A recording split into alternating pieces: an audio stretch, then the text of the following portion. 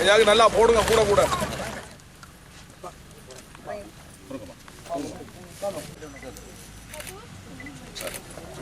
குறுக்க வராது இன்னொன்றுதான்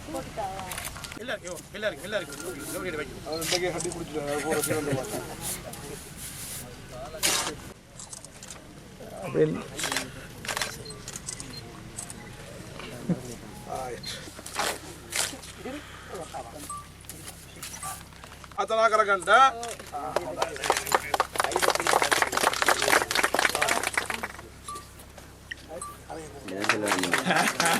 அதான் எதிர்பார்த்து வந்து எரியுது பத்தி எரியுது. நாங்கள் கல்லை நாட்டினோம்.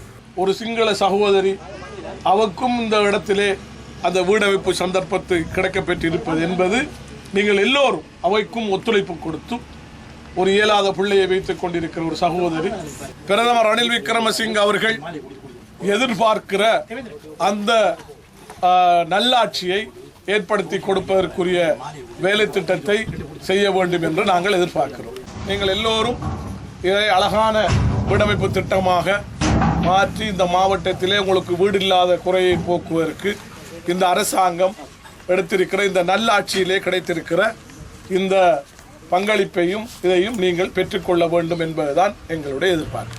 இந்த காலகட்டத்திலே கிழக்கு மாகாணத்திலே ஒரு வியாதி ஏற்பட்டிருக்கிறது.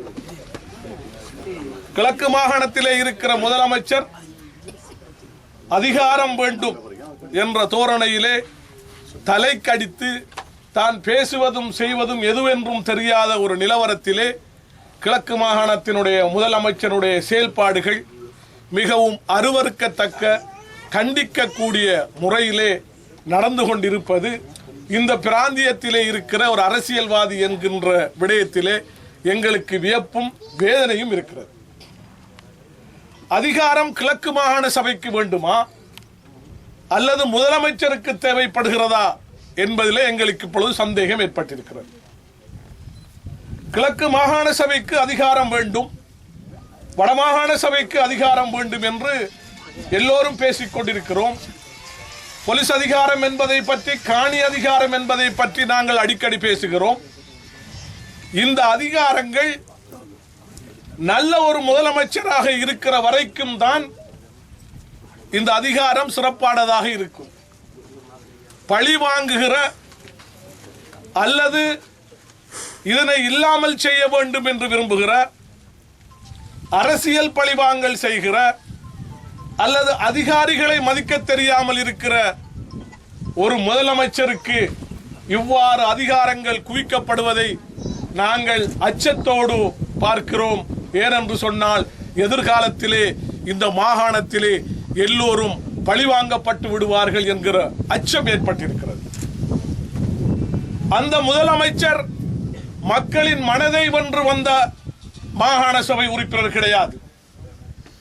அரிசி பேக்குகளையும் தண்ணீர் பில் கட்டியும் நிலுவை மின்சார பட்டியல் கட்டியும் தான் இந்த பிராந்தியத்திலே அரசியல் செய்வதற்கு பரசூட் மூலம் இறக்கப்பட்ட ஒரு அரசியல்வாதி.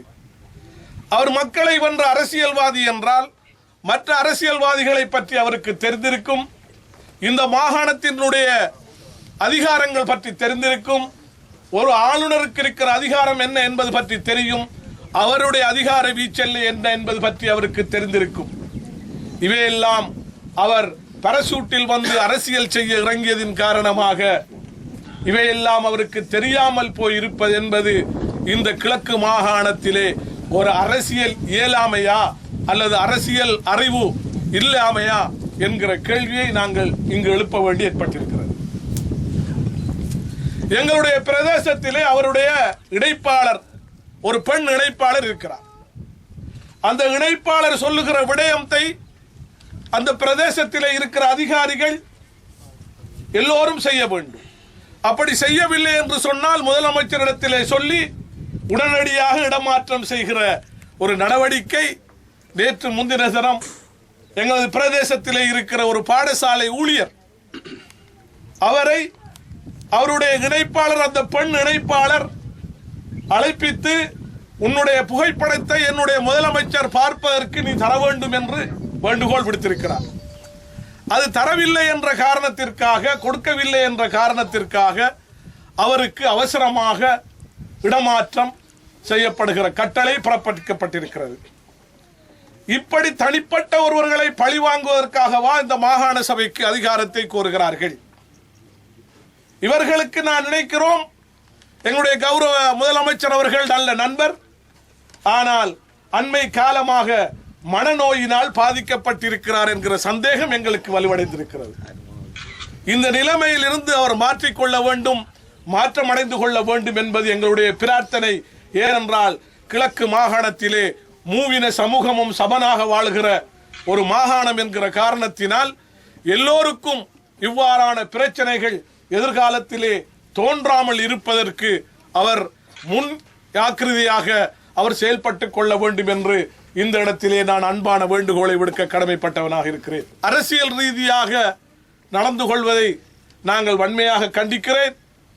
எதிர்காலத்திலும் அவ்வாறு இருக்காமல் இருக்க வேண்டும் என்பது எங்களுடைய எதிர்பார்ப்பாக இருக்கிறது. அந்த கல்வி வைத்தது என்பது வீடு கட்டினதற்கு பிறகு முடிவடைகிற விடயம். ஆனால் கிழக்கு மாகாணத்தின் முதலமைச்சர் ஒரு மாடி முடிந்ததற்கு பின்பாக 2ஆம் மாடிக்கு ஏறி கல்லு வைக்கிற வரலாற்று நிகழ்வு எங்களுடைய கிழக்கு மாகாணத்திலே நடந்திருக்கிறது. இப்படி எந்த அரசியல்வாதிகளும் அப்படி கல்லு வைத்தது கிடையாது. இந்த மாகாணத்தில் மாத்திரமல்ல, இலங்கையிலே இது புதுமையாக நடந்து கொண்டிருக்கிறது. நல்ல காலம் நாங்கள் 10 மாடியிலே ஒரு கட்டிடத்தை கட்டிவிடவில்லை, 11ஆம் மாடியிலே ஏறி நான் கல்லு வைக்க வேண்டும் என்று அவர் அடம் பிடிப்பார் போல் இருக்கிறது. அவர் நல்லவர், நல்ல நண்பர். அவருக்கு நான் கூறுகிற ஆலோசனை, அவசரப்பட்டு விடாதீர்கள். அதிகாரம் என்பது இறைவன் தருகிற, கடவுள் தருகிற விடயம். இதனை மக்களுக்காக நாங்கள் செய்ய வேண்டும், பழி வாங்குவதற்காக செய்யக்கூடாது என்று அவரிடத்திலே நான் விண்ணப்பமாக கேட்டு, நீங்கள் மிகவும் அவசரமாக இந்த உதவிகளை பெற்று, இந்த அதிகாரிகள் உங்களுக்கு இரவும் பகலும் உதவி செய்வதற்காக காத்துக் கொண்டிருக்கிறார்கள். மாதிரி கிராம குடியமைப்பு திட்டத்தின் 2வது, அதாவது நாங்கள் காலையில் கொக்கிவில்லில் ஒரு வீட்டு திட்டத்துக்கான அடிக்கலை நாட்டியிருந்தோம். தற்போது இந்த 2வது காமாட்சி கிராமம் கட்டம் 2க்கான அடிக்கல் நாட்டு விழா நடைபெற்றது. கடந்த காமாட்சி கிராமம் 1வது கட்டத்தில் நன்மை உறவினர் வந்திருக்கிறார்கள். தற்போது இந்த 2வது கட்டம் ஆரம்பிக்கப்பட்டிருக்கின்றது. நாங்கள் வரும் 8ஆம் மாதம், அதாவது ஆகஸ்ட் மாதத்துக்கு முதல் இந்த வீட்டு திட்டத்தை நாங்கள் நிறைவு செய்ய வேண்டும். அதுக்கு உங்களது பங்களிப்பு மிக முக்கியமானது. இன்றைய இந்த நிகழ்வுக்காக நாங்கள் கௌரவ அமைச்சர், பாராளுமன்ற உறுப்பினர்கள், மாகாண சபை உறுப்பினர்கள் அனைவருக்கும் நாங்கள் அழைப்பு கொடுத்திருந்தோம். அவங்களுக்கு தவிர்க்க முடியாத காரணத்தில் போய் ஒரு பாராளுமன்ற உறுப்பினர்கள் கோல்வழி சொன்னால் தொடங்க சொல்லி பல நிகழ்வுகள் உங்களுக்கு தெரியும். இன்றைய புதன்கிழமை வேறு நிகழ்வுகள் நடந்து கொண்டிருக்கிறார்கள். அவர்கள் அதில் கலந்து கொண்டிருக்கிறார்கள். இருந்து நாங்கள் டைமுக்கு இந்த திட்டத்தை ஆரம்பிப்பதற்காக நாங்கள் ஆரம்பித்திருக்கிறோம் கௌரவ அமைச்சர் அவர்களை கொண்டு. இன்று இந்த அமைச்சர் அவர்கள் எங்களுக்கு காலை நேரத்துக்கு வந்து இங்கே வருகை வந்திருக்கின்றார். அவர்களை மிகவும் மனப்பூர்வமாக உங்களது சார்பில் வருகை வரவேற்கின்றேன். மற்றும் அவரது கோஆர்டினேட்டர் அவர்களையும் மற்ற போலீஸ் அதிகாரிகள் அனைவரையும் நான் வருகை வரவேற்கின்றேன். இந்த திட்டமானது மாதிரி கிராம திட்டம் தேசிய ரீதியில் தற்போது நமது கௌரவ அமைச்சர் அவர்களின் வழிகாட்டில், அதாவது கௌரவ ஜனாதிபதி அவர்களின் வழிகாட்டிலின் கீழ் பிரதம மந்திரி அரசருடன் கௌரவ அமைச்சர் அவர்கள் இந்த திட்டங்களை நடைமுறைப்படுத்தி வருகின்றார். இந்த மாதிரி கிராம உடாய்ப்பு திட்டம் உங்களுக்கு தெரியும், 79-80ஆம் ஆண்டு காலப்பகுதிகளில் கௌரவ காலஞ்சென்ற ஜனாதிபதி ரணசிங்க பிரேமதாஸ் அவர்களால் ஆரம்பிக்கப்பட்ட திட்டம். அந்த திட்டத்தை இன்று அவரது மகன் கூட இன்றைக்கு அதை முன்னெடுத்து செல்கின்றார். அந்த மாதிரி கிராம திட்டத்தினூடாக எங்கள் இலங்கையை பொறுத்தவரையில் பல நன்மையை பெற்றவர்கள், பல கம்முதா உருவாக்கப்பட்டது, பல நகரங்கள் உருவாக்கப்பட்டன. அந்த காலகட்டத்தில் நிறைய உங்களுக்கு தெரியும், இங்கால வெளிக்கந்த, இங்கால மையங்கனை இப்படியான கிராமங்கள் கம்புதாவோட தான் உருவாக்கப்பட்டது. அம்பாறையை கூட கம்புதாவோட தான் திகாமடல மாவட்டம் உருவாக்கப்பட்டது, பாரிய அபிவிருத்தி கண்டது. அந்த அடிப்படையில் தான் இன்று கௌரவ அமைச்சர் அவர்கள் பிஆர் திட்டங்கள் ஊடாக இந்த ஏழை மக்கள், அதாவது உங்களை போல காணி வீடுகளற்றவர்களுக்கு இந்த வீடுகளை கொடுத்து வழங்கி ஒரு திட்டங்களை உருவாக்கி கொண்டிருக்கின்றார். அந்த வகையில் இன்று நாங்கள் இப்போ தற்போது இந்த வருடம், கடந்த வருடம் நாங்கள் இந்த காமாட்சி கிராமம் 1 திட்டத்தை ஆரம்பித்திருந்தோம். தற்போது 2வது திட்டத்தை இன்று ஆரம்பிக்கின்றோம். இதே போன்று இன்னும் 2 திட்டங்களை நாங்கள் ஒன்று கொக்கிவில் ஆரம்பித்திருக்கிறோம். அடுத்த திட்டம் வெள்ளிக்கிழமை 10 மணிக்கு கண்ணைபுரத்தில் ஆரம்பிக்கப்பட இருக்கின்றது. அதிலிருந்து கடந்த 15ஆம் தேதி இந்த இதே மேடையில் வைத்து இந்த இடத்திலே வைத்து கௌரவ அமைச்சர்கள் வேண்டிக் கொண்டால் 10 திட்டங்கள் இந்த வருடம் ஆரம்பிக்க வேண்டும். 10 இதே மாதிரி திட்டங்கள். ஆனால் உண்மையிலேயே காணி எடுப்பது என்பது யோசிக்கிறோம். காணி எடுக்கலாம் இருக்கிறவங்களுக்கு வீடு இல்லாதாக்கள் காணி இல்லாத இருக்கிறார்கள், காணி இல்லை. அந்த பிரச்சனைகளுக்கு இருக்குது. இருந்து நாங்கள் எல்லா பிரதேச செயலாளர்களுக்கும் அமைச்சர் அவர்கள் எல்லாரும் ஆலோசனையின்படி அரசாங்க அதிபர் மற்றும் அவங்கள ஆலோசனைப்படி நான் காணி இருக்கிறத கண்டுபிடிக்கிறதுக்காக ஒரு பிரதேசமாக அறிவிக்கப்பட்டிருக்கிறது. அப்படி கிடைத்தால் மற்ற திட்டங்களை நாங்கள் தொடர்ந்து நடைமுறைப்படுத்துவோம். ஆகவே இந்த திட்டங்கள் உண்மையிலே வந்தவங்க நீங்கள் ஒரு பாக்கியசாலிகள் இப்படி ஒரு காணி கிடைக்கிறது என்பது மிகவும் கஷ்டம். அது இது ஒரு உறுதி காணி, எல்லாரசிக்கு எடுக்கப்பட்ட காணி, உறுதியே ஏற்கனவே உறுதியில் காணி. ஆகவே இந்த காணியை நாங்கள் வந்து எல்லாரசியிலிருந்து பெற்று உங்களுக்கு நாங்கள் உறுதி தருவதற்கு உரிய நடவடிக்கை எடுப்போம். நாங்கள் இன்றையிலேருந்து நீங்கள் இதுக்கு பயனாளியாக இருக்கிறீர்கள். ஆனால் என்ன பிரச்சனைனா அந்த வீட்டு திட்டங்கள் நாங்கள் கடந்த காலத்திலேயும் கூட எங்களை ஒத்துழைப்பு தான் முக்கியம். இந்த குறிப்பிட்ட காலத்துக்குள்ளே இந்த வீட்டு முடிக்கணும்னு சொன்னால் உங்களோட ஒத்துழைப்பு மிக முக்கியம். எங்கள் அதிகாரிகள் எதற்கும் தெரியாதிருக்கிறார்கள். ஒரு பிரதி அமைச்சர்கள் அங்கே பேசும்போது எங்களது தேசிய உணவு அபிவிருத்தி அதிகார மாவட்டத்தை உத்தியோகத்தை பற்றி பேசியிருந்தார். உண்மையிலேயே எல்லாரும் எங்களுக்கு நல்ல ஒத்துழைப்பு தந்தால் இந்த வீட்டு திட்டத்தை நாங்கள் முழுதாக செய்து கொண்டிருக்கிறோம். அதே மாதிரி நீங்களும் இந்த நன்மை வருவர்களும் எந்த இடத்திலையும் அதாவது தங்களோட ஒத்துழைப்பை நல்ல முறையில் நல்வழியாக இருந்தால் இந்த வீட்டு திட்டத்தை வெகு விரைவில் நாங்கள் முடித்து கவன ஈர்ப்பு போராட்ட நிகழ்வில் நாங்கள் உடனடியாக சென்று அதற்கான தீர்வு காண வேண்டிய ஒரு நிலைமை ஏற்பட்டபடியினால் நாங்கள் கௌரவ பாராளுமன்ற உறுப்பினர்கள் ஆகிய திரு வியாழேந்திரன் அவர்களும் திரு சிறுநேசன் அவர்களும் அடியேனும் சென்று கூறுகின்ற இந்த அரசாங்கத்திலே பல திட்டங்கள் எங்கள் மக்களுக்காக வந்து கொண்டிருக்கின்றது. அந்த வகையிலே ரணசிங்க பிரேமதாசா அவர்களின் முன்னாள் ஜனாதிபதி புத்திரனாகிய சஜித் பிரேமதாசா அவர்கள் மிகவும் திறம்பட எங்கள் பகுதியிலே இந்த வீடமைப்பு திட்டங்களை முன்னெண்டு நடாத்தி வருகின்றார். அந்த வகையிலே அதனை செவனேவே நிறைவேற்றுவதற்காக மாவட்ட அதிகாரி மதிப்புமிக்க ஜெகநாதன் ஐயா அவர்கள் செயற்பட்டு வருகிறார். உங்களுக்கு தெரியும், வீடு எங்களுக்கு ஒரு அத்தியாவசியமான ஒன்றாக இருக்கின்றது. அந்த வீட்டை நாங்கள் நடுத்தர வர்க்கத்தினர் பெறும் வகையிலேதான் இந்த வீட்டு திட்டம் உங்கள் முன்னிலையிலே வந்திருக்கின்றது. இன்று நான் நினைக்கிறேன் 25 வீடுகளுக்கு முதல் படியான வீடு ஆரம்பிக்கப்படுகிற திட்டம் நடைபெற்றிருக்கிறது. அதே போன்று காலையிலே கொக்குவில் பகுதியில் நடைபெற்றது. 3ஆம் தேதியில் வாழைச்சேனை கண்ணைபுர பகுதியிலே நடைபெற இருக்கிறது. இவ்வாறு 10 திட்டங்கள் விரைவாக நடைபெற இருக்கின்றது என்பதனை நான் அறிகின்றேன். ஆகவே இந்த வீடு தருவதன் நோக்கம் என்னவென்றால், நீங்கள் பலர் இன்று வீடு இல்லாமல் இருக்கின்றீர்கள். கடந்த கால யுத்த சூழலாக இருக்கலாம், வறுமை நிலையாக இருக்கலாம், அல்லது உங்களது பொருளாதார குறைவாக இருக்கலாம். உங்களுக்கு அத்தியாவசியமான வீடு இல்லாமல் இருக்கின்ற நிலைமையை நிவர்த்தி செய்வதற்காகவே இந்த வீட்டு திட்டத்தை அறிமுகப்படுத்தி அவர்கள் மேற்கொண்டு வருகின்றார்கள். இந்த வீட்டு திட்டத்தை பெறுகின்ற நீங்கள் அதை நல்ல முறையில் பயன்படுத்தி கொள்ள வேண்டும் என்று அன்பாக கேட்டுக்கொள்கிறேன். குறிப்பாக தற்போது எங்கள் நாட்டிலே நல்லாட்சி நடைபெறுகிறதாக கூறப்படுகின்ற போதும் அந்த நல்லாட்சியை குழப்பதற்கு பலவிதமான வேலை திட்டங்கள் பல பக்கத்தால் நிகழ்ந்து கொண்டிருக்கிறது. உங்களுக்கு தெரியும், எதிர்கட்சி உறுப்பினரின் தலைவராக எதிர்கட்சி தலைவராக எங்கள் கட்சியின் கௌரவ தலைவர் இரா சம்பந்தன் ஐயா அவர்கள் இருக்கும் போது கூட்டு எதிர்கட்சி என்று ஒன்று உருவாகி இருக்கிறது. இந்த கூட்டு எதிர்கட்சியின் பின்னால் இந்த நல்லாட்சி என்று ஐக்கிய தேசிய கட்சி அரசாங்கமும், ஸ்ரீலங்கா சுதந்திர கட்சி அரசாங்கமும், ஐக்கிய மக்கள் சுதந்திர கூட்டமைப்பு அரசாங்கத்தின் சில பிரதிநிதிகளும் இணைந்து நடாத்துகின்ற இந்த அரசாங்கத்தை குழப்புகின்ற பல முயற்சிகள் நடைபெறுகின்றன. இந்த முயற்சியின் ஒன்றுதான் நேற்று இரவு நடைபெற்ற நிகழ்ச்சியாக இருக்கலாம் என்று நாங்கள் கருதுகிறோம். குறிப்பாக உங்களுக்கு தெரியும், தற்போது எங்கள் மாவட்டத்தில் வனத்தின் வளங்கள் அழிக்கப்பட்டு கொண்டிருக்கிறது. மரங்கள் அழிக்கப்படுவதனால் மழை வீழ்ச்சி குறைகின்றது, காலநிலை மாற்றங்கள் ஏற்படுகின்றது. இதனால் மக்கள் பெரும் பாதிப்புக்குள்ளாகின்றார்கள். 20% இருக்க வேண்டிய எங்கள் வனப்பரிபாலன பகுதி இப்போது மிக குறைந்து விட்டது. ஆகவேதான் இந்த நிலையிலே வன பகுதியை பாதுகாக்க வேண்டிய கடமை எல்லோருக்கும் இருக்கிறது. ஆனால் இதே வேளையில் நேற்றைய தினம் இரவு காடுகளிலே இருக்கின்ற மிருகங்களை வதை செய்கின்றார்கள் என்ற வகையிலும், பறவைகளை வதை செய்கின்றார்கள் என்ற வகையிலும் வனவிலங்கு பாதுகாப்பு பிரிவினர் அதன் பொறுப்பதிகாரி சுரேஷ்குமார் தலைமையிலே 10 பேரும், முருத்தானை கிராம அதிகாரியும், அதே போன்று பூலாக்காடு கிராம அதிகாரியும், முருத்தானை அபிவிருத்தி உத்தியோகத்தருமாக அவர்கள் இரவு வேளை அந்த விலங்குகள் அளிக்கப்படுவதை கண்டுபிடிப்பதற்காக சென்றிருந்த வேளையில் தான் பெருந்திரளான மரங்கள், வீர மரங்கள் வெட்டி ஒரு உழவு இயந்திரத்திலே கொண்டு வரப்படுவது அங்கு காணப்பட்டு அது நிறுத்தப்பட்டிருக்கிறது. அதற்கான அனுமதி பத்திரத்தை கோரியிருக்கிறார்கள். எந்த அனுமதியும் இல்லாமல் அது வந்திருக்கிறது. ஆனால் அதற்கு ஆதரவாக வந்தவர்கள் இராணுவத்தினர். ஆகவே இந்த இராணுவத்தினருக்கும் இந்த சிவில் நிர்வாகத்தை நடத்துகின்ற கிராம அதிகாரி உட்பட்டவர்களுக்கும் இடையிலே இதனை உடனடியாக வனபரிபாலன சபையிடம் ஒப்படைக்க வேண்டும் என்ற வகையிலே வாக்குவாதம் நடைபெற்றிருக்கிறது. ஆனால் இராணுவத்தினர் அதற்கு விரும்பவில்லை. ஆனால் இராணுவ உயர் அதிகாரி தன் இராணுவ முகாமுக்கு அவர்களை அழைத்து வர செய்து அங்கு கடுமையாக தாக்கி, உயர் அதிகாரி பார்த்திருக்கும் போதே இராணுவத்தினர் கிராம அதிகாரியை தாக்கியிருக்கிறார். இந்த நிலைமை நல்லாட்சியை குழப்புகின்ற நிலைமையாக இருக்கின்றது. உண்மையிலே இது வேதனைப்பட வேண்டிய நிலைமை. ஏனென்றால் கடந்த சில காலமாக இந்த ஆட்சியை குழப்புகின்ற வகையிலே இராணுவத்தினரும் செயற்பட ஆரம்பித்து விட்டார்கள். அவை அதற்கு நாங்கள் இடமளிக்க முடியாது.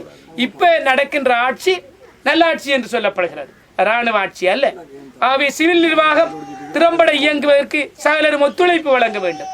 ஆகவே அந்த கிராம அதிகாரியை தாக்கியவரை சட்டத்தின் முன் நிறுத்தி அவருக்கு தண்டனையை பெற்றுக் கொடுக்க வேண்டும் என்பதில் நாங்கள் உறுதியாக இருக்கின்றோம். அத்தோடு இனிமேலும் இராணுவத்தினர் இந்த மாவட்டத்திலே சிவில் நிர்வாகத்தில் தலையிடுவதற்கு அனுமதிக்க கூடாது என்பதிலும் நாங்கள் உறுதியாக இருக்கின்றோம். இந்த நிலையில்தான் நாங்கள் இன்று உங்களது கல்வைப்பு நிகழ்வுக்கு காலதாமதத்தோடு வந்தோம். உண்மையிலேயே வீடு உங்களுக்கு முக்கியமானது. நீங்கள் வீட்டை மறந்துவிடக் கூடாது.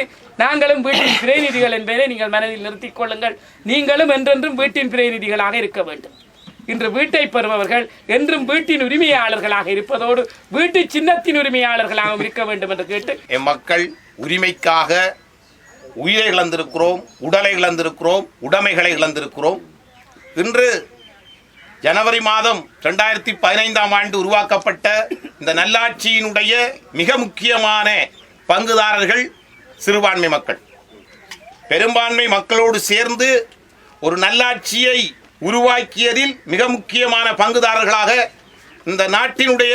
இந்த நாட்டுக்கு சொந்தமான சிறுபான்மை மக்களாகிய தமிழ் முஸ்லிம் மக்கள் அமைந்திருக்கின்றார்கள். இந்த ஆட்சியை கொண்டு வந்ததில் எங்களுக்கு முக்கியமான பங்களிப்பு இருக்கின்றது, காத்திரபூர்வமான பங்களிப்பு இருக்கின்றது. ஆகவே இந்த நல்லாட்சி கூடாக பல நல்ல விடயங்கள் இந்த நாட்டிலே நடக்க வேண்டும் என்பதற்காக ஆளுந்தரப்பில் இருக்கின்ற எங்களுடைய பாராளுமன்ற உறுப்பினர்களாக இருந்தாலும் சரி, எதிர்க்கட்சியில் இருக்கின்ற பாராளுமன்ற உறுப்பினராகிய நாங்களாக இருந்தாலும் சரி, மிகவும் வேகமாக விரைவாக விவேகத்தோடு இந்த நல்லாட்சியிடம் இருந்து எங்கள் மக்களுக்கு பெற்றுக் கொடுக்கக்கூடிய அனைத்து தேவைகளையும் பெற்றுக் கொடுப்பதற்காக முயன்று கொண்டிருக்கின்றோம்.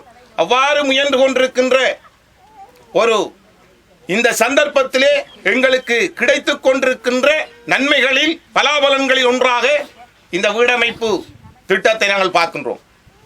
கடந்த வருடம் நடைபெற்றதான வரவு செலவு திட்ட உரையின் போது நாங்கள் கௌரவ வீடமைப்புத்துறை அமைச்சர் சஜித் பிரேமதாச அவர்களோடு அந்த குழுநில விவாதத்திலே நாங்கள் கலந்து கொண்டு எங்களுடைய மட்டக்களப்பு மாவட்ட பாராளுமன்ற உறுப்பினர்கள், அமைச்சர்கள் எல்லோரும் சேர்ந்து ஒருமித்த கருத்தை வைத்தோம். எமது மாவட்டத்திலே ஆயிரக்கணக்கான மக்கள் வீடுகள் இல்லாமல் மிகவும் கஷ்டப்பட்டு கொண்டிருக்கிறார்கள்.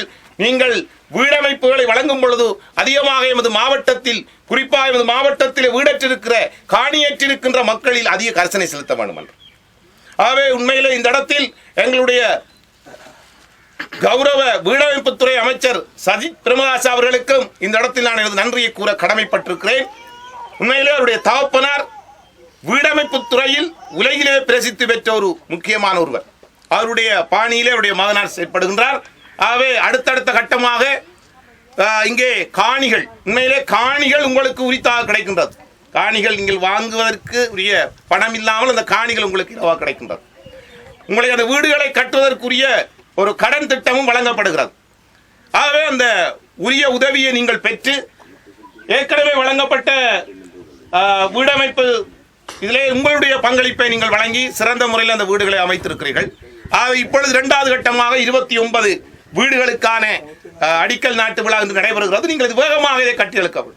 அடுத்ததாக கடந்த காலங்களில் மாவட்டத்திலே சில இடங்களில் நடந்த வீடமைப்பில் வழங்கப்பட்ட வீடுகள் ஆக்களே இல்லை, வீடுகள் பூட்டப்பட்டு கிடக்கிறது, பாலடைந்து போய் கிடக்கிறது. நான் நியம மட்டக்களப்பில் வழங்கப்பட்ட சில வீட்டு திட்டங்களிலே போய் பார்க்கும் பொழுது ஒரு மரக்கண்டு கூட வைக்காமல் பாலடைந்த மாதிரி கிடக்கின்றது. ஆகவே தயவு செய்து வீடு இல்லை என்று இன்று பலர் நாங்கள் சண்டை பிடிக்கின்றோம். நான் நினைக்கின்றேன் எங்களுடைய முகாமையாளர் ஜெகநாதன் அவர்கள் சொல்லும்போது அதில் 80 பேர் விண்ணப்பித்திருந்தார். அதனால் எப்படியாவது ஒரு வளவை பெற்றுக் கொள்ள வேண்டும், வீடை கட்டி கொள்ள வேண்டும் என்றதில் நம்ம நாங்கள் முந்தி கிந்தி எப்படியா குடிச்சு கிடிச்சு அடிச்சு எடுக்கொண்டு ஆர்வமாக இருப்பார்கள். எல்லாம் எடுத்தவரோ அது பாலடைஞ்சே கிடக்கும்.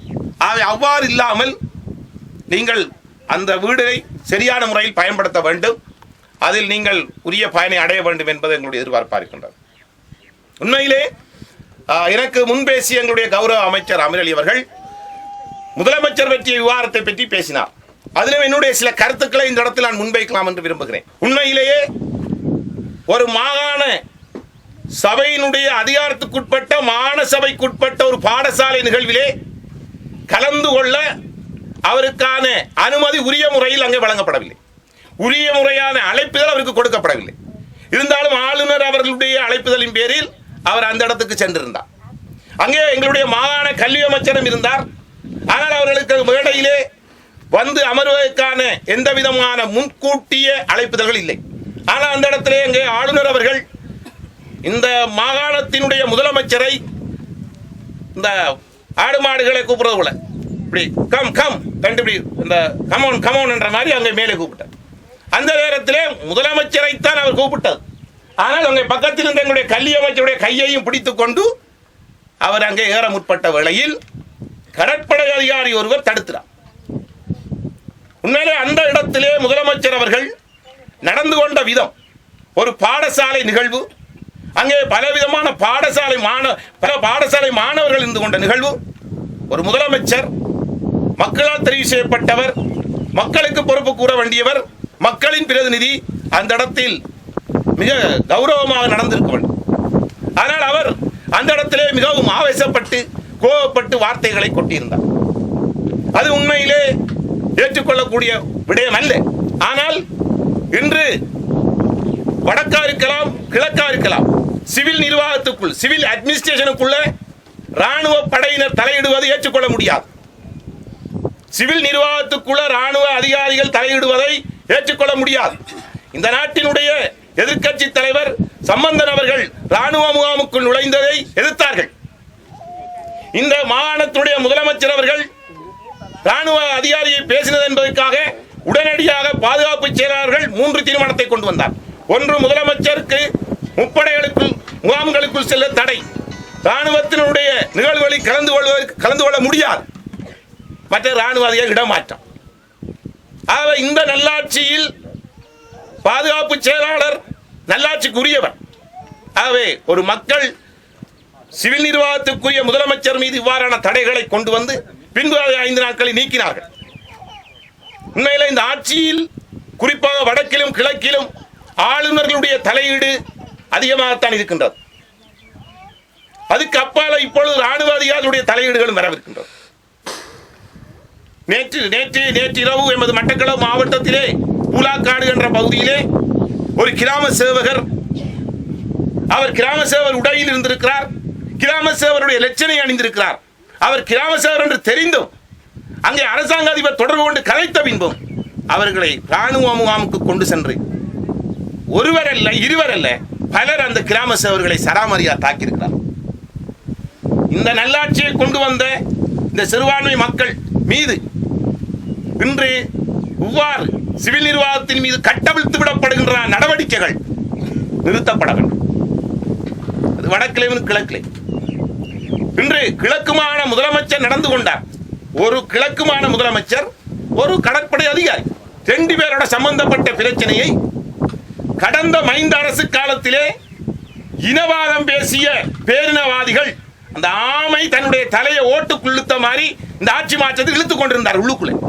ஆனா இப்பொழுது ஒரு ராணுவ அதிகாரிக்கும் முதலமைச்சருக்கும் இடையில் நடந்த ஒரு சின்ன பிரச்சனையை இந்த நாட்டினுடைய பேரினவாதிகள் முடிவின்னி பூ வச்சு பொட்டு வச்சு மிகப்பெரிய பூதாகரமாக காட்டுவது என்பது ஏற்றுக்கொள்ள முடியாது. அது உடனடியாக நிறுத்தப்பட வேண்டும். நாங்கள் இந்த நாட்டில் ஒரு இன நல்லிணக்கத்தை விரும்புகிறோம், மத நல்லிணக்கத்தை விரும்புகிறோம். இந்த நாட்டின் சிங்கள மக்களான பெரும்பான்மை மக்களோடு நாங்கள் சேர்ந்து வாழ விரும்புகிறோம். ஆனால் இந்த நாட்டினுடைய பேரினவாதிகள் மீண்டும் இந்த நாட்டிலே ஒரு இனவாதத்தை தூண்ட முனைகிறார்கள். அது உடனடியாக நிறுத்தப்பட வேண்டும். வடக்கிலும் கிழக்கிலும் வழக்கிலும் தான் ஆளுநருடைய தலையீடு கூட இருக்கின்றது. ஆனால் இன்று வடமத்திய மாநிலத்திலேயோ அல்லது சப்ரோமா ஊவா மாநிலங்களிலேயோ முதலமைச்சர்கள் மீது ஆளுநருடைய தலையீடு இந்த அளவுக்கு இல்லை. அதேவேளை நாம் இன்னொன்றை யோசிக்க வேண்டும். கடந்த காலங்களிலே மஹிந்த அரசு காலத்திலே விமல் வீரவன்ஸ் அவர்கள் ஐக்கிய நாடுகள் காரியாலயத்துக்கு முன்பு ஆட்களை அழைத்துக் கொண்டு போய் மிகப்பெரிய ஒரு ஆர்ப்பாட்ட பேரணி நடத்தினார். அந்த நேரத்திலே போலீசார்களை அவர்கள் தாக்கினார்கள். விமல் வீரவன்ஸ் அவர்கள் அங்கிருந்ததான சிரேஷ்ட போலீஸ் அத்தியஸ்தர் சீனியர் டிஐஜி தொப்பியை கழட்டி இருந்தார், தேடிக்கொண்டு சென்று அடிப்பதற்கு. ஆனா அந்த மாதிரி அந்த நேரத்திலே பாதிக்கப்பட்ட தாக்கப்பட்ட இந்த போலீஸ் அதிகாரிகள் இருந்தார்கள். ஆனால் அது இந்த நாட்டிலே பெருசாக காட்டப்படவில்லை. தென் இலங்கையிலே பௌத்த மத பிக்குகளை சேர்ந்த எத்தனையோ பேர் போலீசாரை தாக்கியிருக்கிறார்கள், ராணுவ அதிகாரிகளுக்கு தகாத வார்த்தைகளை பேசியிருக்கிறார்கள். அது இந்த நாட்டில் பூதாகரமாக காட்டப்படவில்லை. ஆனால் இந்த நாட்டின் சிறுபான்மையைச் சேர்ந்த ஒரு முதலமைச்சர் தகாத வார்த்தை பேசினார் என்ற விடயத்தை இந்த நாட்டினுடைய பேரினவாதிகள் மிக பெருசாக காட்டுவது, சிவில் நிர்வாகத்தில் தலையிடுவது, ஏனைய மாகாணங்கள் இல்லாதவர்களுக்கு இந்த மாகாணங்களில், அதிலும் குறிப்பாக வடகிழக்கு மாகாணங்களில் தலையிடுவது என்பதை ஏற்றுக்கொள்ள முடியாது. இந்த மலர்ந்திருக்கிற இந்த நல்லாட்சியாகவே தொடர்ந்து செயற்பட வேண்டும். இந்த நாட்டில் இன நல்லிணக்கம், மத எல்லோரும் இணைந்து நாங்கள் வாழ வேண்டும் என்பதை விரும்புகின்றோம். ஒன்றுபட்ட இலங்கைக்குள் தாங்கள் இணைந்து எங்களுக்கான சிறுபான்மை மக்களுக்கான நாங்கள் கேட்பது இந்த ஒன்றுபட்ட இலங்கைக்குள் ஒரு சிறந்த அரசியல் தீர்வு. We want a political solution. We want a political settlement. இதைத்தான் நாங்கள் இப்பொழுது கேட்டு நிற்கின்றோம். இது எங்களுக்கு தரப்பட வேண்டும். இது எங்களுக்கு குறித்தானது. ஆகவே இந்த பேரினவாதிகள் தங்களை அடக்கிக் கொள்ள வேண்டும். நல்லாட்சி தொடர்ந்து நல்லாட்சியாக இருக்க வேண்டும் என்பதை நாங்கள் விரும்புகிறோம். தொடர்ச்சியாக இந்த நல்லாட்சிக்கு நாங்கள் ஆதரவு வழங்க வேண்டும். இந்த முதலமைச்சருடைய சம்பவம் நடந்து ஒரு சில தினங்களுக்குள் பிரதம மந்திரி அவர்கள் கொழும்பிலே கூட்டம் நடத்தினார். ஆனால் இந்த நல்லாட்சியை நாங்கள் கொண்டு வந்ததுக்கான முக்கிய நோக்கம் சிறைகளில் இருக்கக்கூடிய கைதிகள் விடுதலை செய்யப்பட வேண்டும். எத்தனை வருஷங்களாக எங்களுடைய தமிழ் கைதிகள் இருக்கின்றார்கள், அவர்களுக்கு எந்த கூட்டமும் நடத்தப்படவில்லை. ஆயிரக்கணக்கான காணாமல் போயிருக்கிறார்கள். அது சம்பந்தமான கூட்டம் எதுவும் அவசரமாக நடத்தப்படவில்லை. எத்தனையோ எங்களுடைய மக்களுடைய காணிகள் ராணுவ முகாம்களாக இருக்கின்றது. ராணுவ முகாம்களுக்குள்ளே உள்ள தனியார் காணிகளில் உள்ளவர்கள் வெளியிலே வாடகைக்கு அவர்கள் காசு கொடுத்து இருக்கிறார்கள். பாடசாலை கட்டிடங்கள் ராணுவ முகாம்களாக இருக்கின்றது. அவற்றை வெளியேற்றுவதற்கான கூட்டங்கள் எதுவும் உடனடியாக நடத்தப்படவில்லை. ஆகவே நல்லாட்சியில் முன்னையாட்சியை விட நல்ல தன்மைகள் இப்பொழுது இருக்கின்றது, இல்லைன்னு சொல்லவில்லை. அது இன்னுமாக அதிகரிக்கப்பட வேண்டும். இப்பொழுது போய்கொண்டிருக்கின்றான எங்களுடைய கான்ஸ்டிடியூஷன் சேஞ்ச், அரசியல் அமைப்பு மாற்றத்தில் இந்த நாட்டின் சிறுபான்மை மக்கள் விரும்புகின்ற வகையில் அந்த மாற்றம் அமைய வேண்டும் என்பதை நாங்கள் எதிர்பார்த்து நிற்கின்றோம்.